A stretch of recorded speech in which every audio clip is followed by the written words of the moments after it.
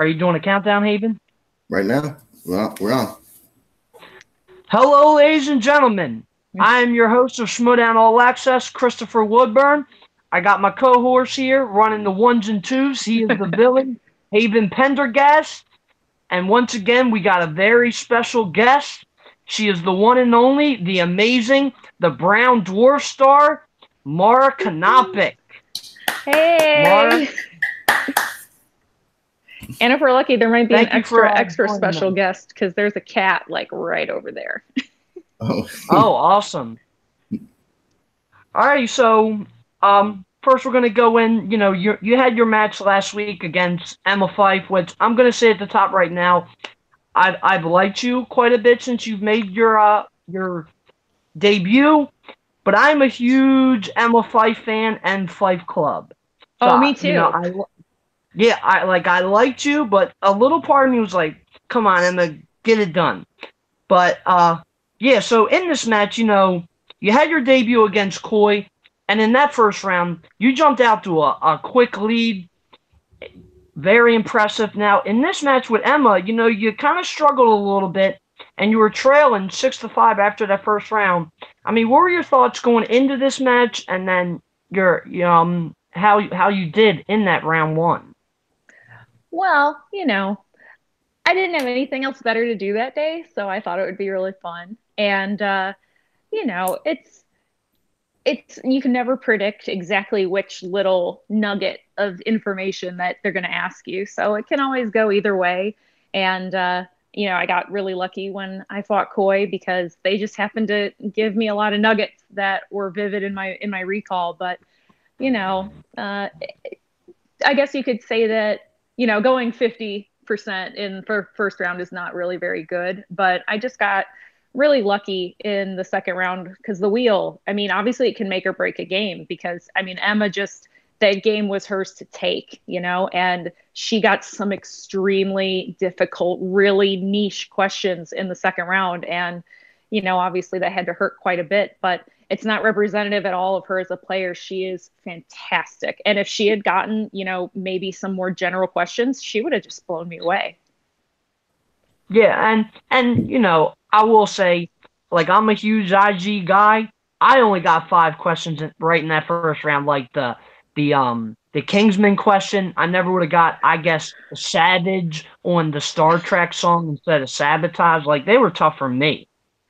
I was so frustrated because I had just reread that was Sabotage, but I'm not like a popular music fan. I like old music and I love classical music. So Beastie Boys is not really in my bailiwick, but so it can just come in and go out just as fast. At least I had the letter S. I had one letter. Yeah. But yeah, like you said, in that second round, you really, that's where you took over. You went 4 out of 5 in your MCU for 7 points. You got 3 out of 4 for 5 points on steals. The game, it wasn't over, but it was basically over. You were up 17-7. God bless Emma. She tried, but she fell short. And it was an amazing win on your part. And now you're going up against another Fife Club member, the Crusher Rachel Cushing. How are you feeling going into that match? And this is not a slight against Mike or Adam, but I think Rachel she's arguably the most threatening member of the league right now for Inner Geekdom, no question. So if I wasn't preparing enough for Coy and I wasn't preparing enough for Emma, I am trying as hard as I can to over-prepare for Rachel because that's just the only way that, I stand a chance, especially because she is so competitive. She's cunning. She's so smart. She's like a 9-foot-tall Amazonian woman. So, there's a lot going on there. Yeah. Haven, you want to ask our guest a question, buddy? Oh, yeah. But maybe some behind-the-scenes stuff. How did you get involved in the IG division?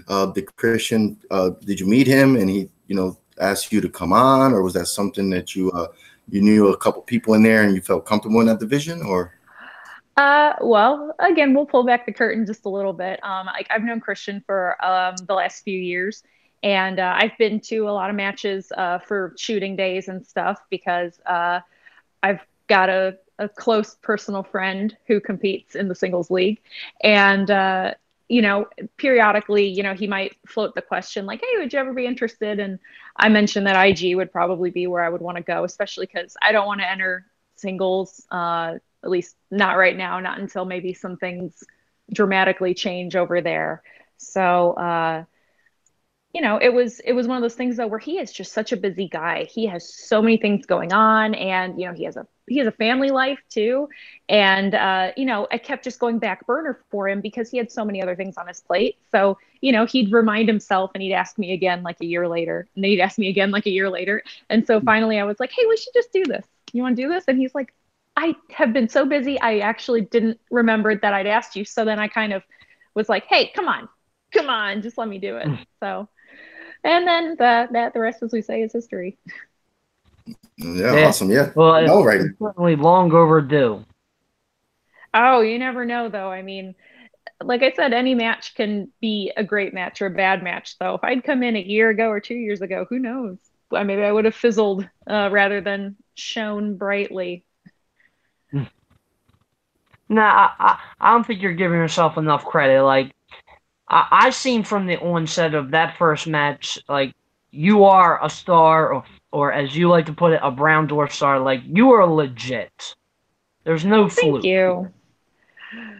Thank you. You're That's welcome. very nice. I mean, I don't ever want to get overconfident. And the one thing I know for sure is that eventually, at some point, statistically speaking, I'm gonna lose a match. And the good news is I'm okay with that because I just think this is a lot of fun, and it's great to watch, storylines and see people's successes and celebrate really great performances even in people's failures, because I've seen matches that have just been knockdown drag out fights and nobody lost the match. Someone ended up getting told they won, but both people ended up winning. So I can only hope that I end up with a match like that at some point, in my future, if I'm going to end up, eventually losing, because it has to happen statistically speaking.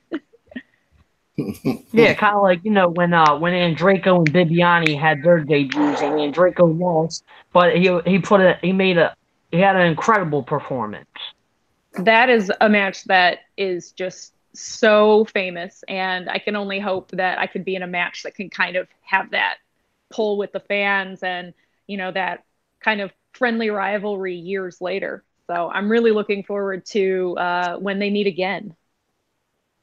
Yeah, well, I think I speak for most people when you and Rachel square off. I think we're going to get something very similar to Bibiani and Draco. I firmly believe that. You're powerhouses. It can't be denied. Oh, yeah. I mean, the one thing that I know for sure that is so great about this match with her is that if she walks away getting ready to go against either Mike or Adam, oh, she's going to have me in her corner 100%. And I'm confident that she could take either one of them. Oh, yeah. I mean, Rachel is a crusher. Oh, yeah. But the other thing too, I mean, she's a crusher in the ring, but she is such a warm, friendly, great person. She's so much fun to be around. And it's not a joke, some of the little scenes and things that we do, we poke fun at each other, but it's no joke that she and I just have immense personal respect for one another. And, it does take a little bit of the edge off knowing that she's just such a great person. So, like, who would you rather lose to? Like, somebody that's maybe a little aggressive, a little overconfident, somebody in the singles league comes to mind. I won't drop any names. Or somebody like Rachel, who's just great. Oh, yeah. I mean, I've had a couple conversations with Rachel. She's an absolute sweetheart. Yeah. So I want to ask about, in the post match for, after you beat Emma, you and Rachel are conversing, and here comes Kalinowski. I mean, he's on a mission, this whole corruption thing. I mean, but I guess you kind of have to like, this him implementing this whole tournament. Yeah, I mean, it's certainly fascinating to think about exactly how this really came about. I actually read a really fascinating, like 9-page dissertation theorizing how it's all really happening, and you know, I try to stay out of it. I'm not in the league for the drama, but you know, while he's a character, he really is. Yeah, and I mean, it appears to me you've had fun with it. You know, like when you and Rachel just walk away and you give him that smug look, like that was priceless. Oh, I mean, I'm just glad I was taking Rachel's lead on that. The minute that he came over and she just clammed up, I was like, oh, this is what we're doing. Okay, cool. Yeah. Speaking of characters, Rachel is a fan favorite. You know, she comes out with different themes, you know, different costumes. Have you thought about maybe doing that in a future match? Well, my clothing philosophy is generally, is it clean? Is it on a hanger? Maybe, maybe not. And does it sort of match? So, I mean, maybe in the future, but I will say the theatrics for the fabulous people that pull them off so well. I think I pull off being passably clean and having no offensive odors and just being really comfortable really well. Nice. Yeah. Now you spoke about, if you do lose to Rachel and she moves on, you'll be cheering her on. Could you see yourself, maybe joining the Fife Club or another faction? Well, nothing's ever for sure, but I think I'm kind of a loner. Like I like to maybe like I'll always float in and out, lending my support to different organizations inside of the various leagues. But I think for now I'm just kind of just chilling out. Plus, if there's something like really, really necessary for me to have my attention and focus on, it's probably either HBO or my cats. So I don't want to let down the Fife Club or any of the other groups that are out there because, my focus is so it's so important for these little monsters here. Yeah. Because I have such a big, important life with this little kitty cat here, whose butt's right in my face. Now tomorrow, after we have the Shire Wolves taking on World's Finest for a #1 contenders match, and then we're going to ultimately find out who are going to be these teams in this whole Anarchy tournament. Now, I don't know if you're going to be in this thing or not, but if you are, who is somebody that you would like to see, be teamed up with? Well, no spoilers, of course, because I don't ever want to ruin magic. But I actually did an AMA a little while ago and kind of addressed the idea of if I ever had a teammate, who would I want it to be? And I mean, obviously, Rachel would be divine because that'd be even more dramatic when we end up facing off if we're going to end up working together later. But surprisingly, unpopular opinion, I think that Mike Kalinowski would be just a great person to be a teammate with because he is ferocious. I mean, watching him in that Fatal 5-way, he barely missed any questions, and it was just that one little piece that ended up knocking him out, at the very end. So, man, he'd be a great partner to have in any kind of tournament style thingy-mabob. But I'm just as excited as you are to know what the heck is going on. Yeah, like I was thinking about it earlier, and I don't know if you've met him yet, but I was thinking a fun but an odd but fun pairing would be you and Elliot Dewberry. Oh, that could be very fun. I think that we would complement each other really well. I mean, that's always a great aspect to look for in a partner, right? Yeah. Yeah, that dude's wild. I was going to ask you about your theme song. I see you have Star Wars posters, and you come out to a Star Wars theme. When you knew your name was called up to play in the match, how long did it take you to pick a song? Were you like, oh shit, oh man, I want this song, I want this song? Was it did you have a few in mind or? Well, actually, I come out to Indiana Jones theme, which is right behind me. But Oh, it shit, my fault. actually was a very, very last minute kind of thing because I really hadn't thought about it. Like the fact that I had to show up that day, I was like, oh yeah, I have something I have to do that day. I should probably get up and like go there. And I got there and we're going over, hey, like what are your strengths? And doing some interview stuff. And then it's like, oh, what's your music? And I was like, I don't know. And the first thing that actually came to mind was the music from Lawrence of Arabia, but I thought that might be a little too highbrow for the inner geekdom. And there's a lot of weird family connections that I have to Harrison Ford. And Christian mentioned that no one had used that music yet. And I thought, well, that's criminal. So dibs. No, awesome. Yeah, for some reason I thought it was oh, that was my mistake. I thought it was from Star Wars. I apologize. Oh, that's okay. I mean, if you want, I can lobby Christian to find me some piece of Star Wars music that hasn't been used yet. We'll see. Now, you like we compete in online movie trivia. You do the Schmoedown. At the core of all this, we're all just big movie fans. Now, is there a film that like it turned you into like the hardcore movie fan that you became? Like, is there one specific film that did that, or was it just a conglomerate of films? Well, the first movie that I remember seeing in a theater is actually Jurassic Park, which of course is just a great memory to have because it was so visceral, it felt so real, and I was really young, and it was terrifying and lovely at the same time. But my parents, I was a child to older parents, and so I saw a lot of old movies like Bringing Up Baby and Chariots of Fire, the original Ben-Hur, not the remake that shall not be named. That's also named that. Just Lawrence of Arabia again, for example. Just lots of different examples of the kind of cinema you don't really see anymore, but you just expand yourself into areas that you may not really look into. Like I didn't really get into indie movies, so I was in my teens, unless someone had showed me a specific one.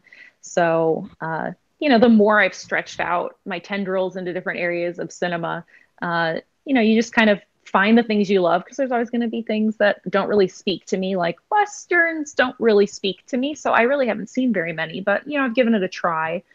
So it's just kind of congealed over the years into a real affinity for movies. Yeah, like for me, like I've loved movies since I was a kid, but the film that took me into a new stratosphere was The Dark Knight. Like that film changed my life. Sometime, and I haven't heard the story yet, so I can't speak to it exactly, but Ed Greer hates The Dark Knight so much, and I really, really, really want to know why. So maybe sometime you should ask him about it if he wants you to. Who hates it? He's the Wednesday guest on Screen Junkies News. Like I said, I'll try to connect you to, and if he feels so inclined, because I would never want to volunteer his time because he's super busy. Maybe even just in an offline context, I have to hear why he doesn't like The Dark Knight, but he does not like it.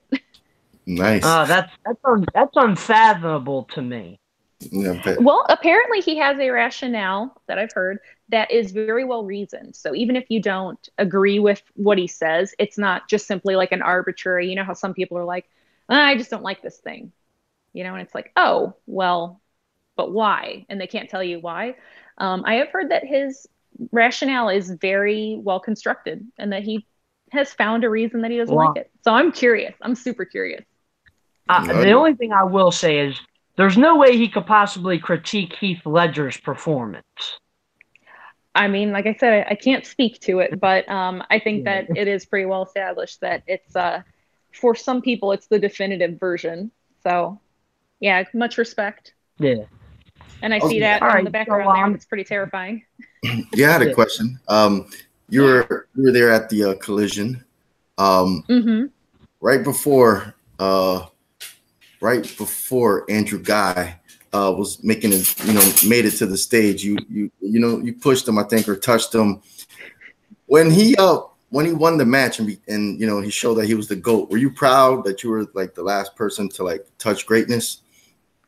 Well, I actually really hate the term GOAT because, I mean, things sway back and forth. Like, I mean, for example, Riley and Roca and Christian and Dan have also really just, they have strongly positioned themselves that almost any one of them could be called the greatest of all time, if you want to try to use the term.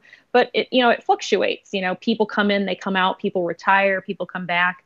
And I think that to establish that like only one person can reign supreme, uh, you know, discounting all others, I just think it's kind of reductive.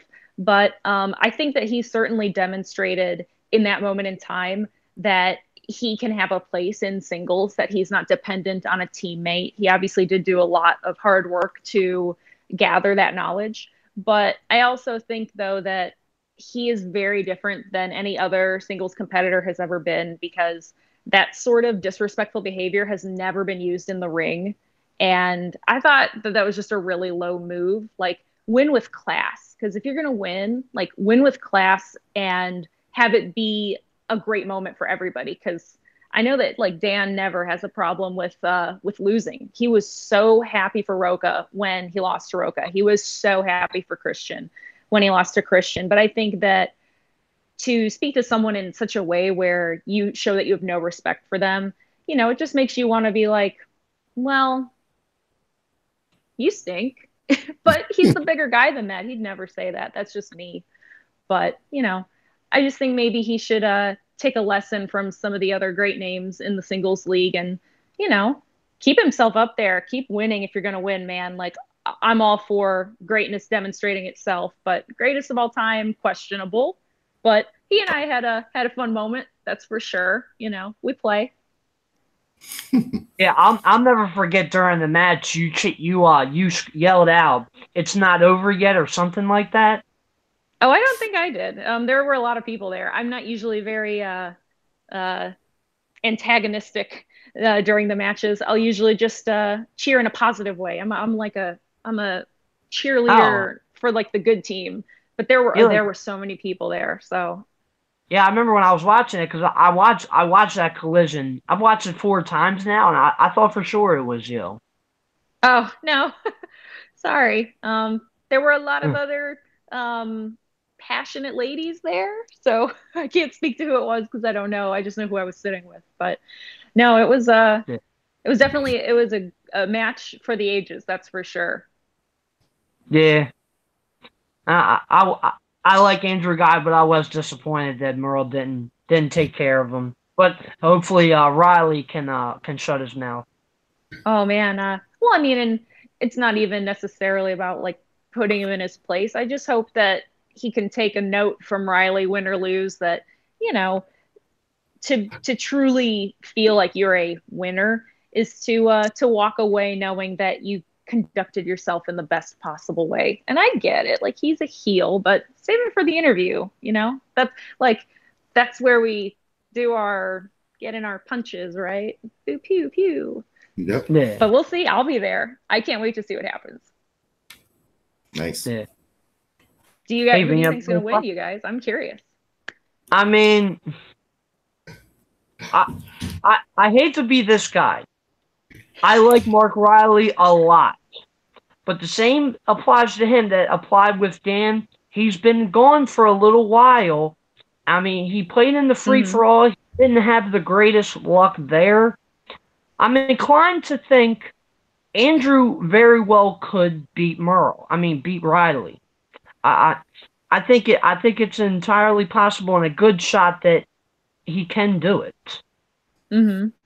Yeah, I mean, it just depends on what questions they get asked, because he picked the category that we didn't know that he was going to excel in round 2, and he dominated that one. So if he has another round 2 performance and round 1, I mean, I'm rooting for Guy because I am the villain, so I root for heels. Except Mike Kalinowski, he's a fake heel. You know, he's trying, but you can tell him that. Well, you don't tell him that, but yeah. But yeah, like Riley is great, but if Riley just plays like his old form, he'll probably just mop the floor with him. So it's going to be an intriguing match, and I know all the fans are excited to see that one.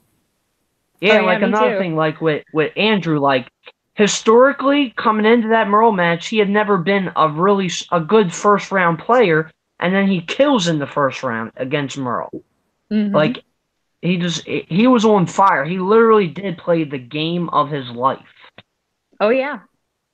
I mean, and that's why I have such respect for singles players, because for example, Inner Geekdom is a finite number of films. You know exactly what they can and can't ask you about. Like, they could ask you about, in singles, a Shirley Temple movie that you've never even heard of, or they could ask you about like The Shining, a movie that most movie fans have seen dozens of times. So, I mean, you just never know.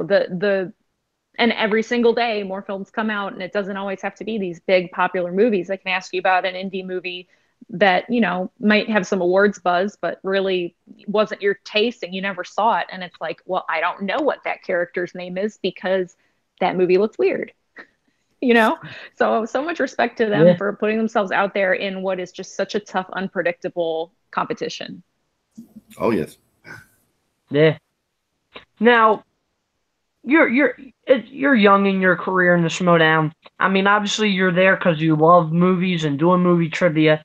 What is like another aspect of it so far that you've really kind of latched onto? I love legitimate excuses to leave my apartment. So it forces me to socialize with other human beings, which is very good for me. So, you know, it's always nice to walk outside the walls of my apartment, see that big ball of light in the sky. I believe it is referred to as the sun. And get some vitamin D, go to IKEA afterwards. I mean, it's win-win. That's awesome. It's really that simple. Do you have any more questions, Haven? No, just just one another question. You're going to be playing definitely against Rachel. How many do you study? What, an hour a day? Is there like Harry Potter marathon, Star Wars marathon? You know, because you said that there's only a few certain films in the IG. So do you like marathon them? Do you have a friend quiz you, prepare you for the matches? I do definitely some quizzing. I've rewatched a lot of Intergated movies, some that I've never even seen before. Because especially when I was still in the military, I missed a lot of new releases. And if they weren't going to show them while I was on deployment, you know, coming back home and catching up and thinking, do I really, really need to watch this? You know, time becomes a bit of a priority for doing things you really love instead of being like, I'm going to wait until that comes out on Blu-ray. So definitely want to issue a personal apology to my girl Mariska Hargitay, because this has really interrupted my Law & Order SVU marathon. I'm very sorry. So yeah, you know, I watch different stuff. Like last night I watched Dick Tracy. I'm watching Daredevil for the very first time. Let me say this. You've never seen it. Good. I don't think it's as bad as people make it out to be. Like, it's not Catwoman or Batman and Robin or Green Lantern. Like, is it a good movie? No, I don't think it's a good movie, but I don't think it's as bad as people make it out to be. That movie sucked. See, and I feel that way about Green Lantern. I find the ridiculousness and the terribleness of it very, I don't know. I love bad movies. That's one of my passions, is terrible movies. And I like that one for some reason. And I feel bad because I think the unfortunate nature of Daredevil is that if I had seen it before I saw the Netflix show, I would probably have liked it a little bit more. But even though I'm not saying, oh, I have to compare one thing to another, it simply is really, really hard not to acknowledge. I'm like, oh, but you're not as good. Yeah, I mean, but I see what you mean, though. It's not as bad as I think a lot of people and I'm kind of that way, like Superman 4: The Quest for Peace. I'm with Adam Hlavik. That movie is so bad. Movie. I enjoyed it a lot. I love that movie so much. Yeah. It's hilarious. Like when Superman and Nuclear Man are fighting on the moon. Like, that was hilarious to me. Oh yeah. I love it. And also, in case anyone hasn't heard, there was a podcast done with myself, Riley, his girlfriend Julie, or I'm sorry, his fiance Julie, and Dan about Jaws. And I think Jaws: The Revenge is an awesome movie. But I was chastised very heavily for it, but it's awesome. Yeah, I mean, Michael Caine put a award-winning performance in that one. Yeah, I think the premise of the film is ridiculous. I won't fault somebody if they like a movie. Who am I to judge you? Oh, totally. I mean, it's a ridiculous movie, the whole notion of it, and then the fact, I don't know if you know this, but when they kill the shark at the end, they use the same exact footage from the original Jaws. Yep. Yeah, I mean, all the more reason to just celebrate how breathtakingly terrible it is. Yeah, I mean, I actually won't say that I hate the movie, but yeah, I don't think it's nearly as bad as Jaws 3D. I thought that was actually a worse film. Yeah, not my favorite. Yeah, but it's funny actually. I just got I ordered some shirts, and this is not like a paid plug or anything, but there's this place called Out of Print, and they make these awesome shirts that are based on like the cover art and things from different novels. And I actually just got today. I got myself and someone else a Jaws shirt. It's pretty tight. Nice. Yeah, you can plug anything you want. It's all good. Well, I mean, I just mean they're not paying me to say it. They can if they want to. Out of Print. Hi, you want a spokesperson? I'm your girl. I like free clothes, especially when they're clean and I can wear them. Yeah, I listened to that Riley Roundtable when you guys were on it. It was awesome. I told him we saw the Meg on Monday, and Julie was also there, and Dan was there. And I said, we have to get together and we have to drink copiously, and we need to do the Meg when it comes out on Blu-ray for another podcast. I think that'd be really fun. Oh, yeah. I'm gonna be seeing that next week. Well, I am eagerly awaiting the public's response to the Meg. It looks like I'm expecting dumb popcorn fun. I think that you might be satisfied. Yeah. I figured like I remember a couple of years ago when the movie The Shallows came out, and some people like, I love Mark Ellis, but he kind of ripped on the movie. I'm like, really? Like, I enjoyed this movie, and I went one step further. Like, no, it is not Jaws, but I'll take the death scene for The Shallows over Jaws every day of the week. Yeah, and I think that's one of the great things about movies is that, you know, there's a way to talk about them, like the way that you talk affectionately about the thing that you like. And rather than, you know, like some people, it has to be antagonistic instead of like, let's celebrate the things we love together and recognize their differences, and that you might like one thing better or another thing better. But I love that we can celebrate it in that way. And I love the way that you talked about that. Oh, yeah. I mean, I could talk films all day, every day. I've been doing it my entire life. Yeah, it's the Schmoedown has been a great outlet for movie fans in general. You know, it's great to watch people combating in trivia, but the fanfare from the Facebook pages, you know, the fantasy leagues, it brings a lot of people together from all over the world. And they've been doing a great job there. Oh, yeah, definitely. Oh, yeah. I think it's so much fun. And I probably don't tune in as much as I should to the social media, mostly because as a person that hangs out mostly with two adorable tuxedo cats, I don't often have a lot to say. But whenever I do kind of plug in, I really, really like just seeing how much people get to enjoy it. Because I know that I do, too.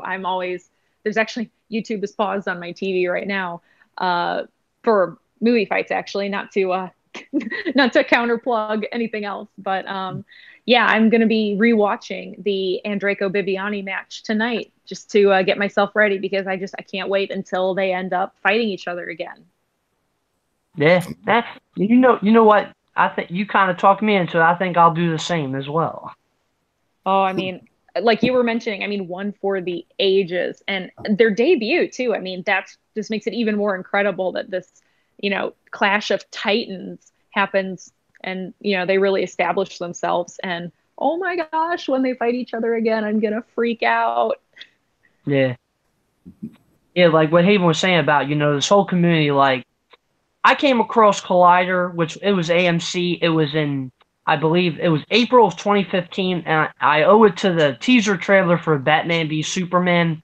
That's how I found AMC, and I mean, it changed my life. Like seriously, it changed everything for me, and I owe them I owe them a million thank yous for providing such great content. Oh, I know that Christian appreciates that so much. He really he pours his heart and soul into it, and so does everyone over at Collider and all of the Schmoedown competitors and the Patreon people. I mean, it's just such a cooperative, invested effort, and I know that they all appreciate it so much, and I do too. Yeah, I mean, you are amazing, as your nickname says. I mean, Haven, I don't know if you have any more questions. I mean, I could geek out with Mara all day, but I mean, I know she's a busy person, so I mean, I think we're about ready to wrap this up. Unless you have anything else you want to add, buddy. No, I just want to say, great job in your first 2 wins. You're a strong player, and you quickly became a fan favorite. A lot of people adore you for your knowledge. That on the in the chat rooms on the Facebook page. So just keep kicking ass, and I mean, your next match, it depends if Mike pulls some strings. Who knows what happens if you do face the Crush or not? Because that guy's a sneaky bastard. So we don't know, but that's gonna be a great match. I think that might be a match of the year once that happens. Whew. Well, I hope that I see reactions from it because I think that out of all of my matches so far, if I was gonna say like fans, I really want you to watch this match, it's definitely this one against Rachel, and I want to see the reaction videos. So I can't wait. I mean, I'm dying to know what's gonna happen. It's gonna be something else, I bet. Yeah, you can count on a reaction from me. I react to everything. Well, awesome. I had such a great time, guys. Oh yeah, this was awesome, and hopefully, maybe if you end up winning the IG championship, you can come on again and gloat to the world. Well, I'll never gloat, but gosh, if I win the championship, then I've probably got to clear some room on my calendar for like my 20-minute long victory tour. Definitely. Well, pun intended here. It's been amazing having you on. I want to thank you so much. That you've been an absolute delight. Best of luck to you against Rachel. Where can everybody out there in the internet world find you? Well, I'm on the Twitters. I'll probably ask you if you can pin it in the description if you're able to, because if I spell it, people won't get it. But it's at ouch_this megahertz. But it's a joke about frequency, so it's capital M lowercase hz. It's okay. The really big dorks get it, but it's mostly just me having a little bit of fun. So, but I'm there and I tweet lots of pictures of cats. And I complain about really, really silly things like shoe odors and pedestrians that look at their phones while they cross in crosswalks. So, yeah. So yeah, thanks guys. I had a great time. Absolutely. Thank you so much. Greatly appreciate it. So everybody out there, I hope you all enjoyed this as much as we had interviewing Mara. Make sure to check this out on the Jack of All Trivia YouTube channel. You can also find us every Sunday, new episodes of Schmoedown All Access. So for myself, for Haven, for the amazing Brown Dwarf star Mara, until next time, peace.